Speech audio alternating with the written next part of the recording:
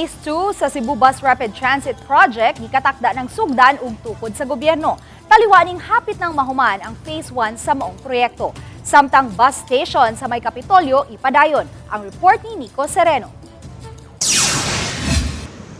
Kay hapit na mahuman ang Phase 1 sa Cebu Bus Rapid Transit Project, lihok ko na sabkaron ang pagsugod sa Phase 2 ug Phase 3 niini mo'y pahibaw ni Transportation Secretary Jaime Bautista. Nakig-alayo na ang gobyerno sa World Bank para sa aspeto sa proyekto.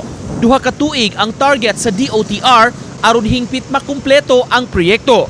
This is a 17-kilometer road system. We're now completing the first phase, which is I think 3 kilometers na matatapos na yan. And then yung balance, we're working on it. And we're also looking at extending this by another 17 or 18 kilometers para magkaroon ng feeder. Hindi lang yung existing route, but also there will be feeder from other routes from other cities. Matod hinuon sa ahensya, padayong gisettle ang mga right-of-way issues ug nakig-alayon sab sila niini sa local government. Himuon sab ang bag-ong feasibility study pag-update sa karaan nga pagtuon.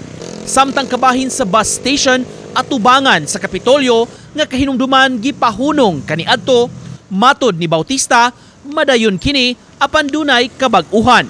So we'll just keep it open. So altogether, wala ng station sa Capitol? Actually, pwede rin namang may station pa doon, but wala na yung structure na yun. Nico Sereno, Balitang Bisdak.